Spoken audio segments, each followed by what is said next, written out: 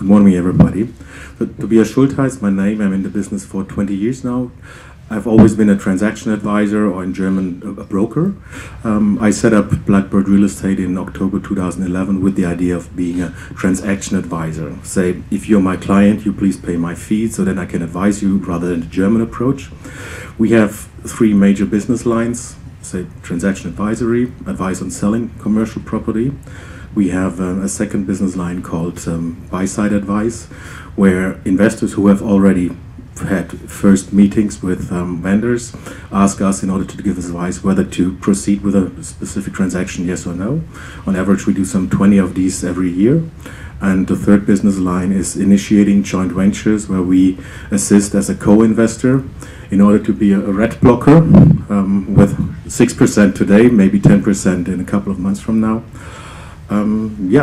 We have our offices here in Frankfurt, opposite to the Hilton Hotel, and hopefully in 2 months from now I can tell you that we open up our first office in Munich. Thank you. Great, thank you, Carsten. Okay, good morning. Welcome in the name of Linklaters, and thank you, Richard, for being here. I think I lost the vast majority of my colleagues, so I'm the real estate partner. They are in the sunshine, by the way. I'm real estate partner in Frankfurt and Munich. We are a team of 40 to 50 real estate guys in Germany, and all over Europe it's 300 plus. So in the markets that we're just talking, obviously UK, our headquarters is based in London, and then Paris and all the other places. So I'm a transactional lawyer, so kind of I have indirect, basically, information on the market. So, but my sentiment and my feeling is always very good. So, if Thomas comes up with the numbers half a year later, I had this before, because I see the transactions coming relatively early, whether it's sales or on the buy side, and by seeing how busy we are, I kind of have a feeling, a really good feeling for the market. So, I think kind of the first quarter was a bit slower. A slow start into the year, and it became suddenly very, very busy in I would say April, and it's now really peaking, and then people get nervous, and we'll touch on the tax aspects later. So I can really say it's like you say, Thomas. Thank you. Great, Diane. Does that work? Good morning. I have been in real estate like Tobias and feel like a dinosaur. Since '94, I went to France and Paris in '99, so spent almost 20 years in the Paris investment market, always been active in transaction advisory investment. And back in Germany since probably 2015, more or less, and I have taken over the property transaction advisory business, Catella, in Germany, like 2 years ago. Those who have tried to find on the website who we are, it's a little bit complicated and confusing. I'll try it now. Catella Property is the transaction advisory arm of Catella in Germany, but we also have from the asset investment management side, two companies which you might know. One is CREAG, based in Munich, with special funds and regulated fund vehicles. And the other one is CPM, and is based in Düsseldorf, developing residential properties, transforming office into residential. And that's a project management company, and they have right now a very big project in Düsseldorf, Grand Central Düsseldorf. What we probably do, and I want to mention it because I see some young people here, is an initiative we have started some years ago. It's called Property Young and Fun, and I would really like to promote that. It's for the very young professionals, those who are in their first, second, third year, and I really invite all of you, even if you're more senior, to send your young people, because they have so little opportunity to do networking that we try to put them together instead of sending them to Expo Real, where they probably feel a little bit lost. That's what we try to do. If you have questions later on, happy to answer. Right, Alexander. Yeah. Hello, good morning, Alexander Fischbaum. I've also been, I think this works with that as well. I've also been in the industry for over 20 years, originally from Germany, but live for 20 years now in the UK, where I was first head of structuring real estate funds at ING, then head of real estate mezzanine at Barclays Bank, and then afterwards worked for Orion Capital Managers, one of the most successful real estate private equity firms in Europe, and invested for them in the UK and in Germany. And in this period, I've always come across situations that all of us have come across, where you get a proposal from a bank, or when I sat in the bank, I got proposals, and the answer you got back from the bank didn't make much sense. What were the guys thinking? And it's very clear, having been in a bank, you have to negotiate with the credit officer, and it is the investor's obligation to provide the right information to the bank. They want to lend the money, but if they don't understand the risk, what can they do? They can turn it down, or they can give you defensive pricing. And so I started my firm 5 years ago, and some of my colleagues are here, and we help bridge this. We structure and source the financing by explaining the lending opportunity in words the credit officer understands to the relevant bank. Because if you go to the wrong bank, you get a no, or you get bad pricing. And if you explain it in the right way to the right bank, you have to see it as the same as an investment proposal. Investment proposals are for investors. Lender propositions, like we write, are 30, 40, 50 pages that give the credit officer the confidence to really push for that deal. And that's what we do. We source senior mezzanine debt and pref equity and equity, and sometimes we put together joint ventures as well, because clients come to us with a really good proposal. But even with all the goodwill in the world, lending isn't enough. They need some equity, so we bring the right parties together, and that we do pan-European with a focus on UK, Germany, Netherlands and Spain. And I must say, I've also seen a little bit of a dip of activity earlier this year, but the financing terms you can get right now, the amount of money that's available on an equity basis and on a debt basis. I've been in the business in 20 years. I've never seen so much money. If you know which pool to put together, you have really a good chance to get anything financed that's sensible. And that's what we do. Great, Michael. Thank you, Richard. Michael Bütter, I'm the CEO of CORESTATE. I've been in the business also for 20 years, mainly doing real estate and or private equity. I currently sit also on the board of TLG Immobilien AG, Ado Properties SA, and I started my new job in May. Prior to that, I served as a senior advisor at CORESTATE for almost 2 years. CORESTATE is a real estate investment manager listed in the SDAX, currently with 22 billion asset under management. I think we are by far the most profitable asset manager in Germany, and what you can see in our numbers. And we focus on a broad spectrum of assets. So we do office, we do micro living, but also retail. And I think going forward we will try to consolidate the market, the asset managing market. We started that with the acquisition of Hannover Leasing, Athos, and also HFS, our mezzanine provider, and we've seen great synergies already from these assets, which we bought mainly in 2017, and our transaction course will go forward this and next year. We will heavily invest into further consolidate the market. I'm happy to have further questions here or outside, whatever you prefer. Thank you. Great, thank you. Let's just start, if we can, with a question that's come in, which is on the capital. You just mentioned the amount of capital that there is, and in terms of the investor intentions, the types of capital that is looking at the moment. Diane, I know that you were responsible for a long period of time at Catella for looking at the capital sources that were coming in.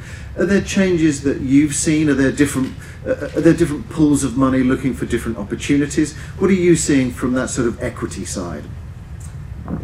I think it's totally true that the amount of money which we have available in the market is really very, very important, considerable. And I think that we haven't seen in Germany a lot of international and specifically Asian money in the past, and that has changed already and is still changing. And I think more and more investors are more confident that they can be or that they are able to invest in the German market. They get to know how this market works. They get to know more and more details about the market. They are more confident. They have now asset managers that people they trust, and there are, whether it's Korean or whether it's Chinese, there are many Asian pockets for money which are currently coming to Germany and looking at opportunities here, and that is definitely a change. We are seeing Middle Eastern money again. That was already the case some years ago, but I think right now they start to be active again. And of course we have all these core investors we have seen for the past 5-8 years very active in the markets in Europe, which are still currently looking for money. It's still a very attractive asset class. I mean, Thomas has shown us before what the gap between the 10-year bond rate in Germany and the even top yields still is. I mean, it's still a very, very attractive way of placing your money. And that is why I think we have a situation here where we can find the perfect buyer for almost everything. The only thing is that we say it's people are risk. We thought in the last years that people would be ready to take more risk into locations, as they really do. So when we say we have Asian money, so it's really more for core and prime.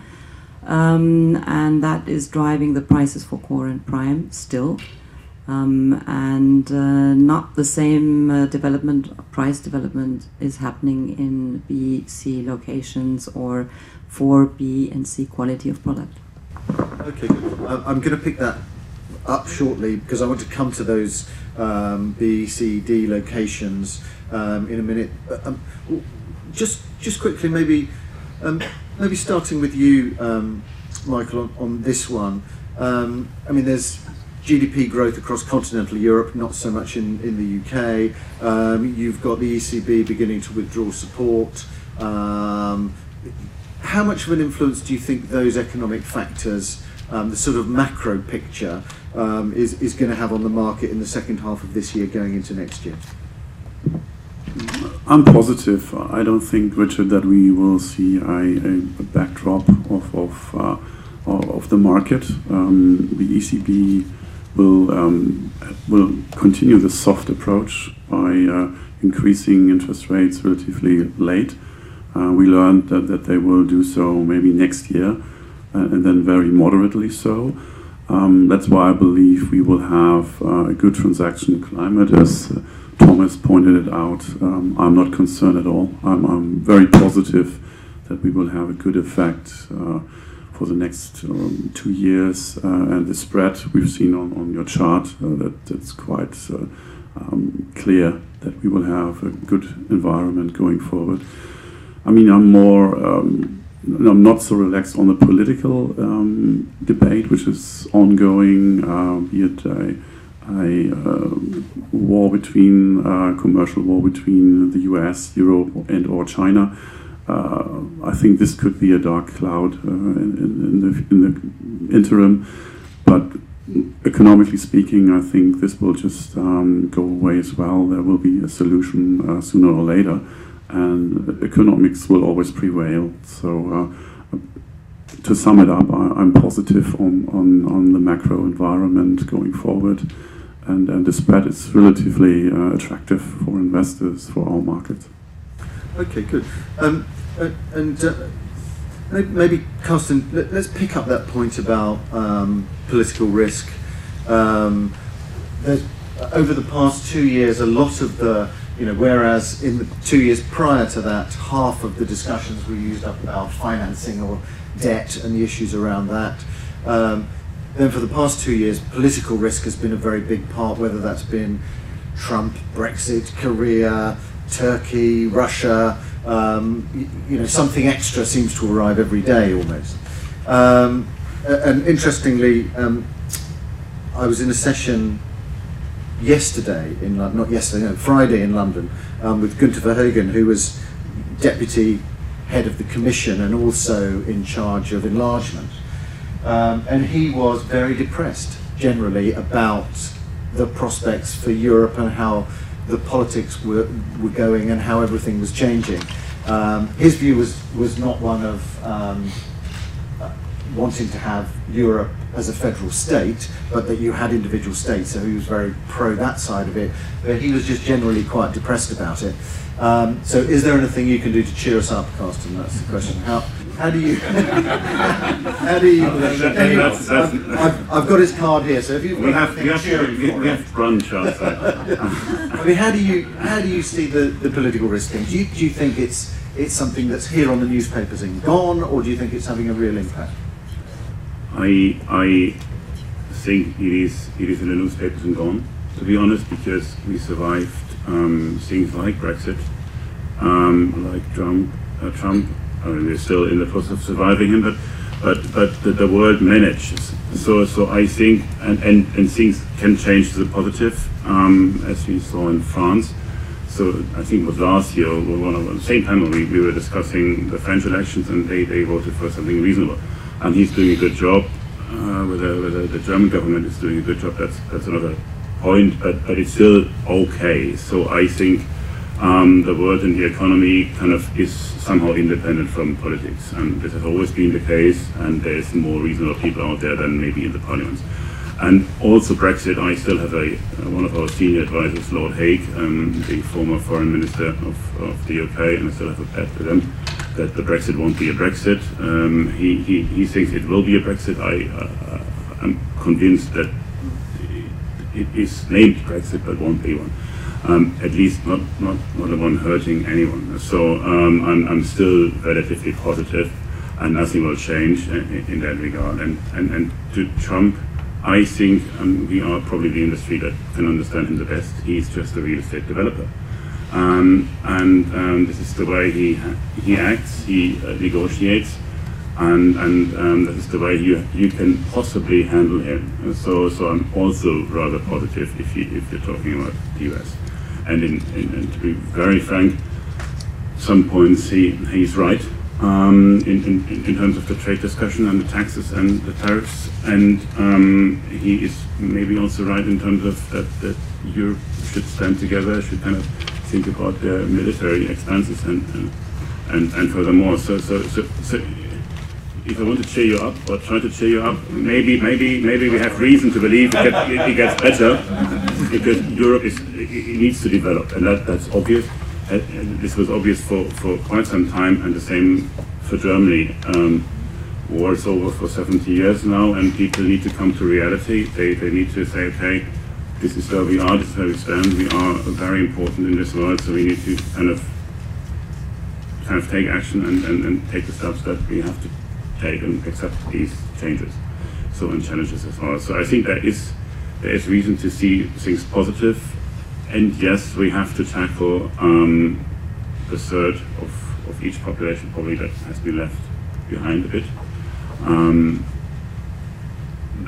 That is maybe a good thing as well, that people realized, and in France, for example, it is okay, they have a vote and they want to tell us something, whether it's really Brexit that they want to tell us. That's probably not the case. It is, they say, we are here and we were left behind. So I think there's positive outlooks. And if you look at China, for example, yes, this is still a dictatorship, but it is a reasonable one, and you see how they handle Trump. That's very smart and clever. So positive from the East as well. Okay, good. I could do a poll on whether or not you've cheered anybody up. We'll leave that.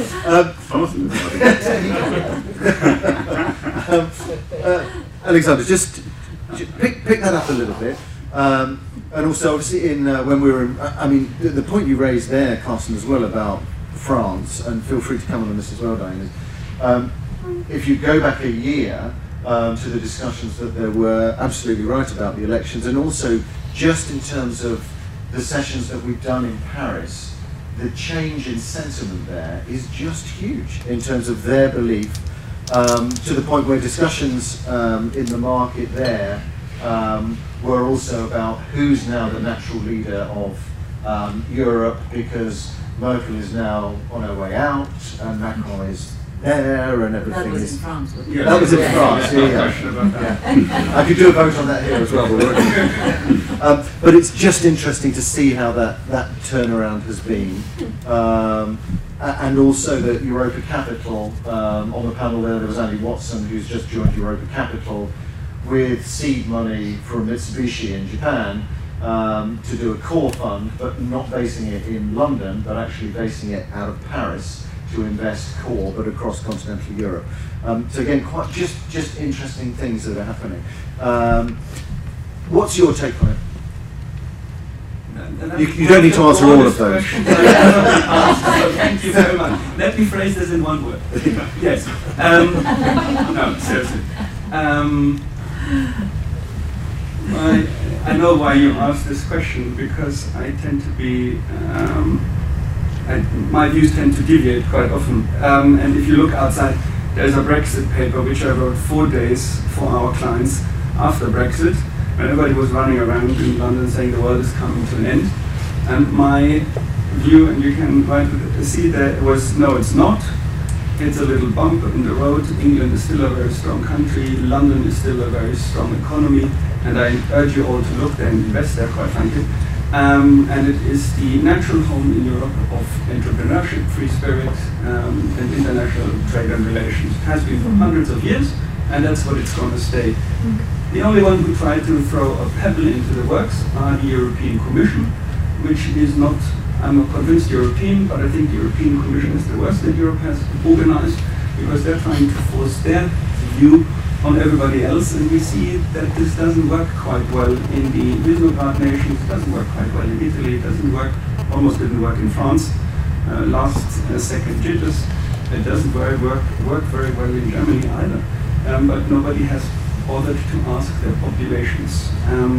Having said all this, there are lots of headwinds coming along. We just don't see them yet. I'm a very passionate sailor.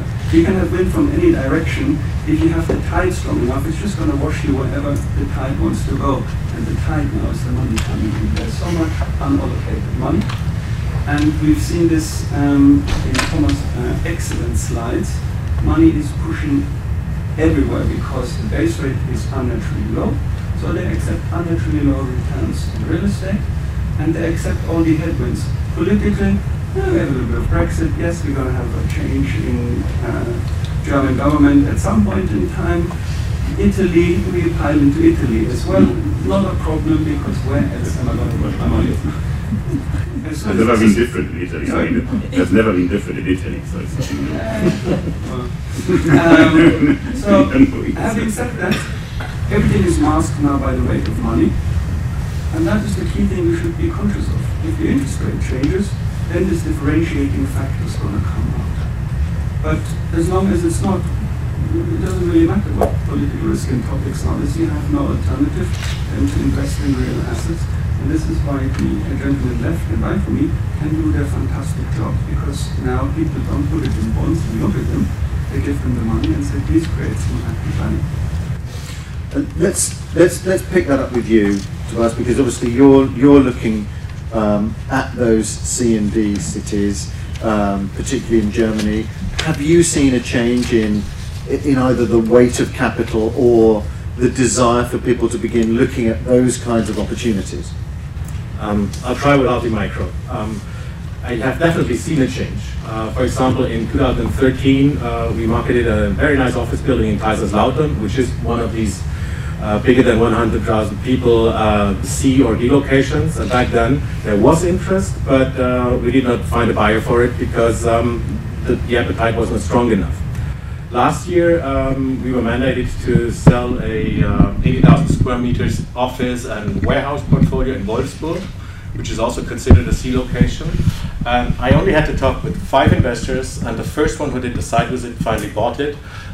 with a minimum decrease of our asking price. So we definitely see a change in appetite and also in money coming, because this buyer for this Wolfsburg portfolio was not a German investor like Beos or Aurelis. No, it was an Israeli-based listed fund.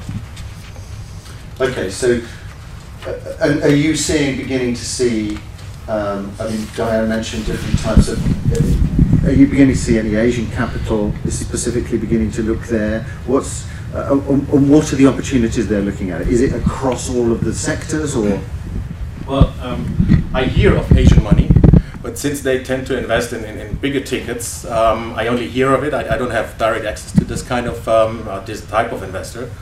But last year, Blackbird started buying real estate with its own money, and we now start talking to family office from all over the world in order to team up with them. And it's not Asian money, but it's interesting. We talk now with 3 different family office from Dubai and other Saudi Arabian cities or regions, and they want to come to Germany in order to park their money, but not in, say, CBD locations of the top 5 cities. They want to go in terms of volume into real estate at around 5 million euros, and they prefer C and D locations because that's my understanding as per today, they understood that it's not only Frankfurt, Munich, Berlin, it's also Biberach or Ravensburg or Limburg, Nordhorn, cities someone from abroad may never have heard of them, but they're strong microeconomies that worked for the last 50 years, so why shouldn't they be successful for the next decades? Okay, good. Michael, just coming to you, because obviously active here in Germany, but also active elsewhere. What's your sense of particularly the German real estate market in comparison to the other opportunities that you're also seeing in the rest of Europe? For us, Germany is still our core market, because we see still the highest demand for our country. If you compare it to other European cities or regions or countries, Germany is by far the most attractive for international capital. Also, Asian money is really looking into Germany. Just to give you an example on that, usually you have to roadshow new investors like 3 or 4 times. For us, it's different. We did a big Asian capital raising tour, and we got tickets from our first visit, which is very unusual. From my experience, normally you don't get any tickets out of your first visit. So it was kind of unusual, and it just explains the huge demand Asian money and also Middle East money provides for our market. I've been asked what other European countries are of interest, and we particularly look into Spain, in particular with our micro-living segment. We find Spain interesting, but also Poland, for instance. And I think there is still a sentiment Germany is a safe haven kind of thing, and it holds particularly true for new investors who maybe come from Asia and look into European investments. They will turn to France and Germany and maybe the UK, but in terms of pricing, I think more to Europe mainland. But they are also inclined to learn about other European markets and ask also for guidance on other countries. And also I could sense a tendency for more project development. That holds true for German investors, but also for international investors. They see a huge opportunity in project developments, and that's what we currently push quite a lot, not only in the micro-living segment, but also in other asset classes. There's an increasing demand in project development, so the risk appetite is increasing. That maybe a bit maybe has to do with the lower yields, and then that companies, investors are willing to take on a bit more risk. But if you do that right and properly with a good track record, this is also for us as an investment manager a huge opportunity. And we will continue to strengthen our project development path quite a lot going forward, because we see that there is huge opportunity and demand from and for investors. Okay, good. And I was interested when you were talking also earlier in the introduction about the mezzanine financing, using the capital to finance developments. Let's just pick up the financing bit. Just give us a quick overview, Alexandra, if you can, in terms of what you're seeing in the financing market. We've heard already a lot about investors moving up to higher risk or development opportunities. How much of that is financed by traditional banks? Who else is coming in? I think Germany is different than many of the other countries we operate in, because it is just such a competitive market. Margins here are the lowest throughout Europe. We know many of the Anglo-Saxons, they don't really want to come here because it's so competitive.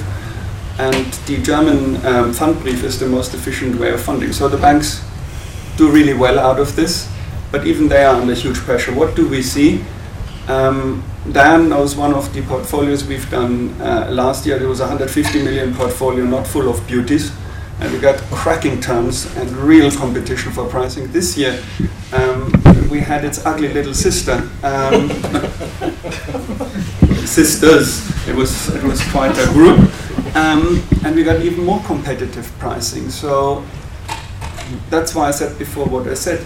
What you feel on the capital side as investors, the competition to secure assets and deploy money is equally as strong on the banking side. Plus there are some debt funds that come in, they can lend here. And so the banking universe has gone wider. The money available is very deep. If you go, again, to the right banks and you know how to present it to them, you will get an enormous amount of response and very aggressive bidding, because what's the consequence of not deploying the money on your deal? You go in to give it to our favorite friend, Mr. Draghi, and he says, thank you very much. Overnight, instantaneous and guaranteed loss of 0.4% a year.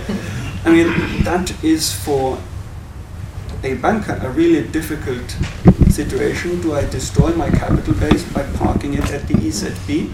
Or do I rather go into an investment and get some kind of return? And we really see that this consolidation in the banking market is forced by the complete loss of profitability in the banking market. They're pushing money out at prices that I, as a mezzanine lender in England, I wouldn't even have looked at that. Not even as an initial fee what they're charging here. And they have to, because competition is so fierce. We're all laughing about it, and we as investors, my clients, I tell them, take advantage of it. But what we're seeing here is it's doing significant damage to the banking market. This is a long-term problem.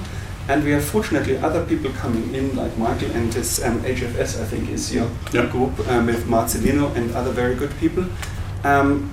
They then capture a market that the banks don't want to deal in anymore. And that's where you have pricing power, because the main lenders don't deal there anymore. You have a couple of debt funds that say you want to have development finance up to 80%.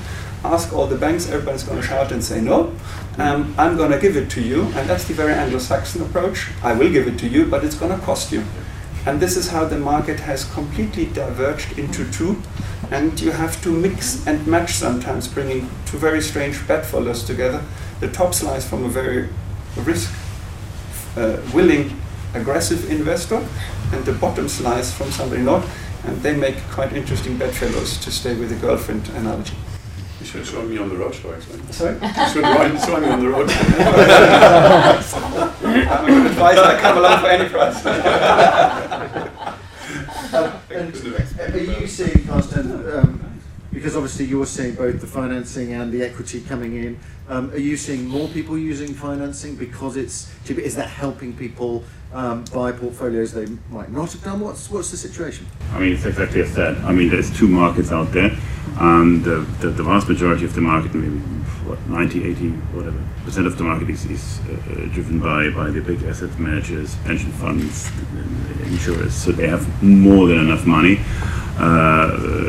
Relatively low if you compare with like 07, 06 in terms of the leverage, so it's 50%, so reasonable numbers, and yes, cheap financing. So they don't have to finance, which gives them even more power in the market, so they don't need the money, they just take it to make their investments better. And yes, they are being chased by the traditional banks, basically. So that is part of the market. But this is why I think we are not that late actually in a cycle that we might think, because at least I do not see crazy stuff going on. So there is still product that no one wants to buy for a good reason, and no one would finance that, but no one is buying it either. So or they don't get it financed. So what we see is basically core markets. And yes, logistics and stuff, and senior care and all these things, they developed into core markets because it's still reasonable products. So there's no problem for financing whatsoever, but it is due to the product and the players. And that's maybe the other market that seems to develop. There's big players like Loll, Blackbird, they are ramping up debt funds, and they do it for a reason. So I think there is project development that people wouldn't really finance because it's too complicated, or they are foreseeing some problems in the midterm in terms of the financing, because if interest rates go up and if the market kind of heads into the later cycle, it might get more difficult. I think these guys are doing it for a reason, so I can't really tell when that will happen and kick in, but I think there is something developing at the horizon, not in 2 years. I think we will have the same market that we have now for the next 2 years, maybe even 3 years, but then it will change. So that's what we're seeing, but it's like two sides here and the niche there. I think the reason is, I don't think they're seeing something coming, but it's very clear we're late cycling. What always takes a hit first is the capital value of an asset. The tenants stay in, they continue paying their rent, so that's fine, but the capital value moves out by 30, 40 bips, and you have an LTV covenant problem. But as the investor, if you lend it 60%, so what? You still are in comfortable shape, you still get your income, and so I think this is what drives the market, that more and more capital says capital values are high. Thomas showed where they are, and I can see from many of my Anglo-Saxon clients that they're just a little bit staggered by the numbers, and so they say, not fancy buying into this, not believing in the capital uplift, but if I put money out into real estate lending, I get the income part of the real estate without taking the capital risk with it. That's a good play. Okay, good. Thomas had a slide there which also introduced the idea about what would happen in terms of rentals.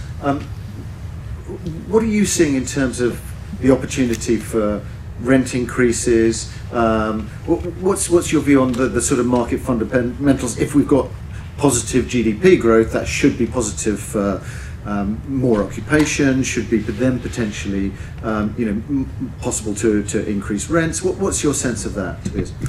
Well, since I more work on C and D locations where there's not that much of transparency, I cannot. Firstly, I totally agree to what Thomas said regarding Frankfurt and the German top 7 cities. Say there is potential of rental increases because the demand is there.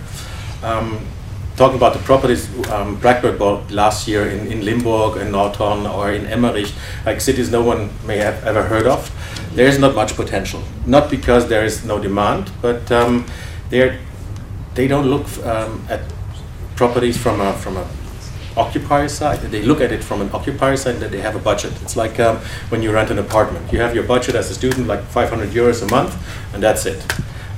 If the rent is higher, then they go somewhere else. So there's not that much potential.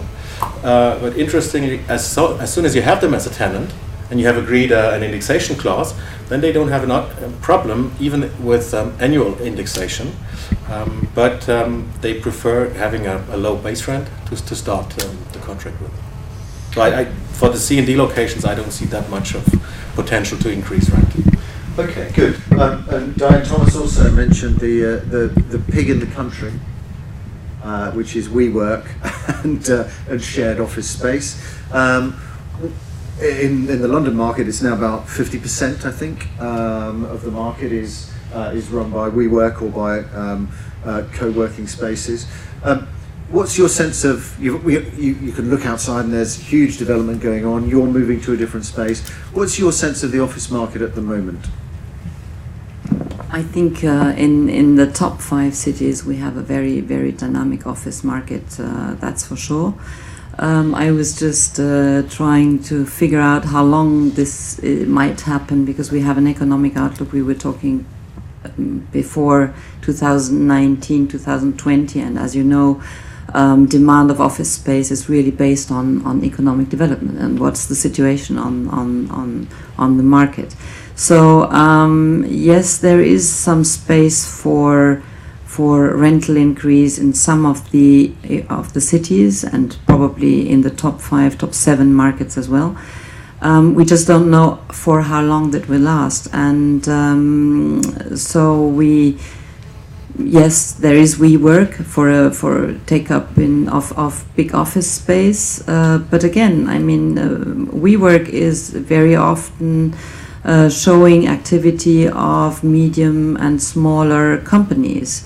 And when we have an economic slowdown, that's the first ones who get hit. So, yeah, so far, yes. What's happening after mid-2019, I'm probably a little more, let's say, not pessimistic, but I think it's going to stabilize.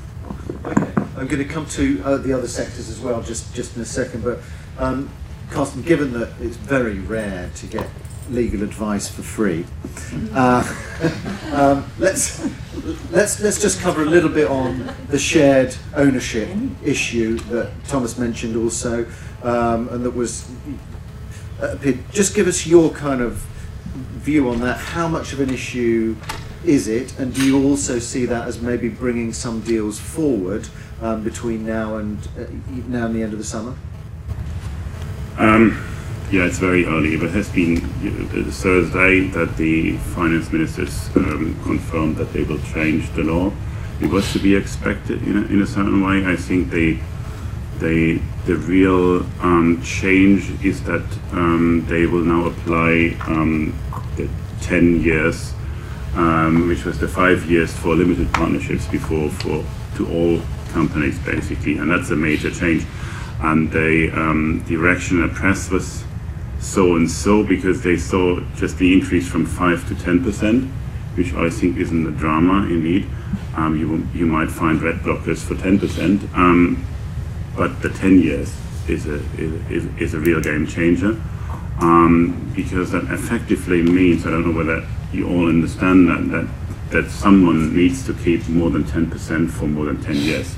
So if you sell, you need to stay in fully invested for more than 10 years, and you can't move these shares around, and that applies to all companies, and that's a major game changer, because this is longer than most of the investors are invested, even the insurers. I'm not talking about PE funds and stuff, it's impossible for them. So that's a real changer. I see the political discussion that is maybe unfair, that we all pay, if we buy privately, 6%, and that big players aren't, but they raised real estate transfer tax from 2% to 6%. I don't know whether this is fair. So I think we as an industry should kind of be in the discussion as well, saying, look, yes, we used possible structures. That's not illegal to use structures, basically. So we used the law for some years, but we should have actually argued with you whether the 6% is a good number, because that's eating up 2 years actually, and actually we're talking about your pensions too. So the money comes from insurers and pension funds. So it's that they are taking the money from the people again. So it's not that is someone's money. So I mean, that's the discussion.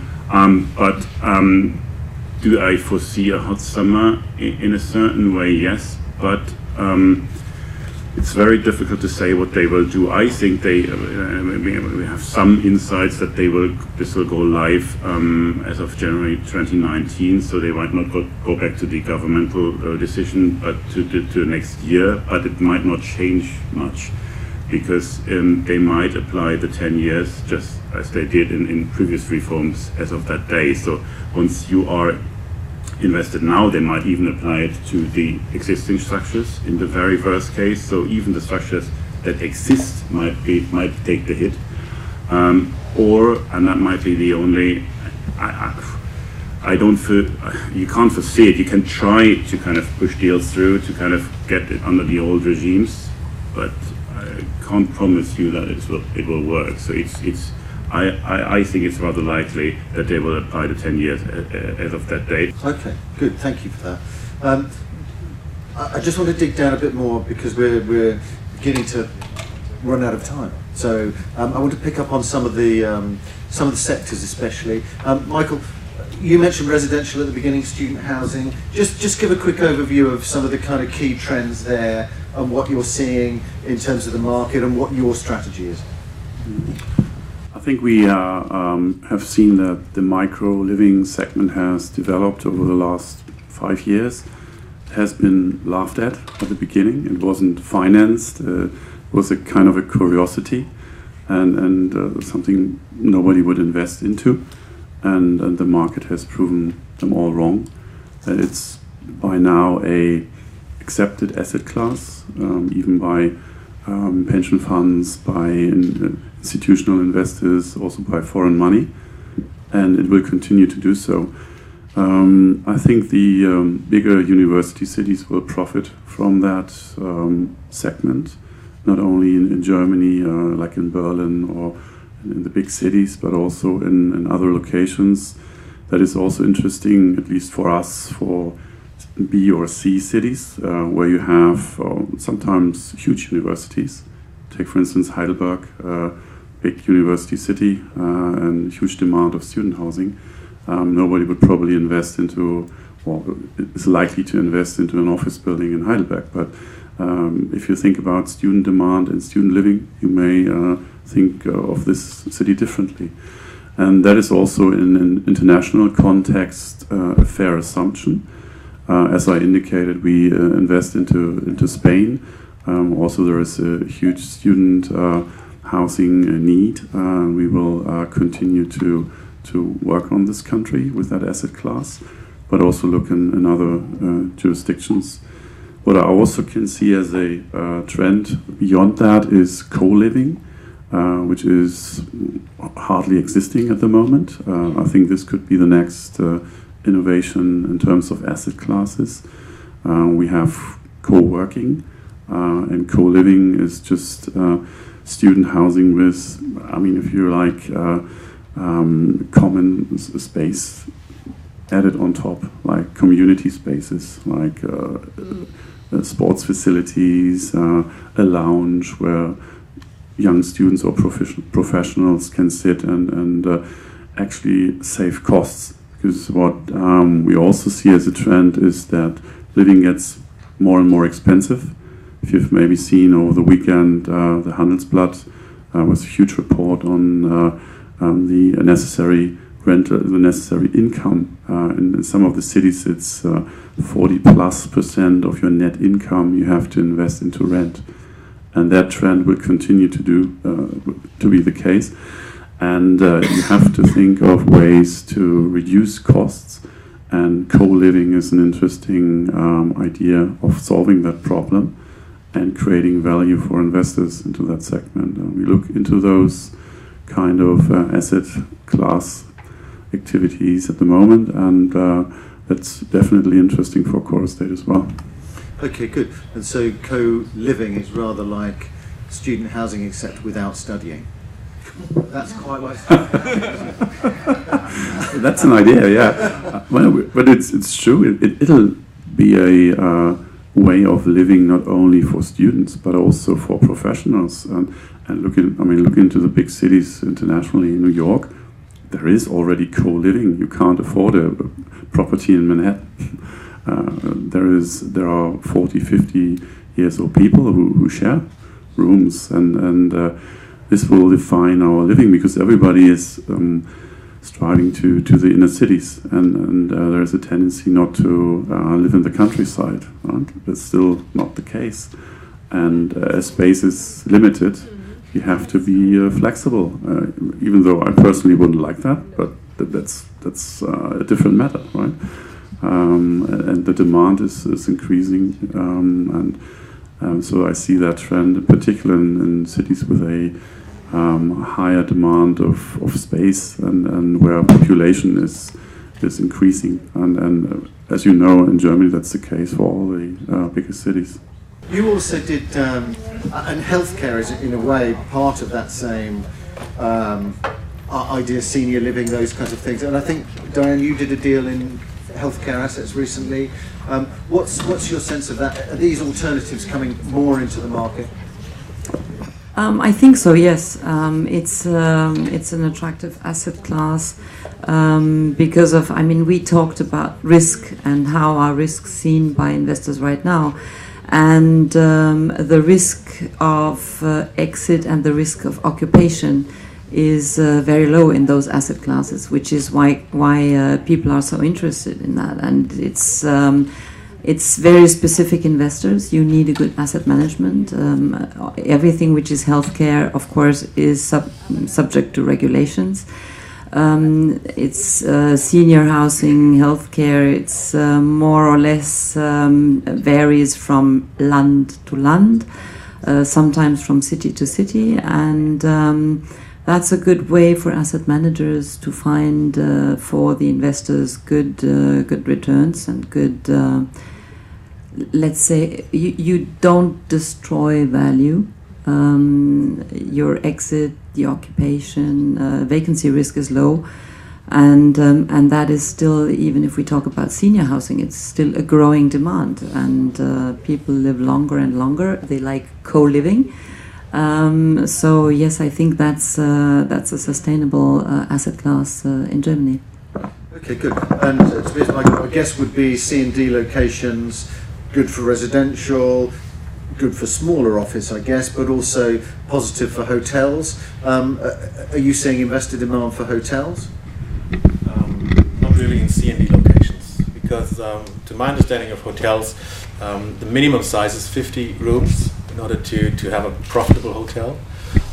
So if you take this hurdle, it would still be difficult for, say, the usual suspects in terms of hotel operators to go to these smaller cities, because they can take advantage of synergies.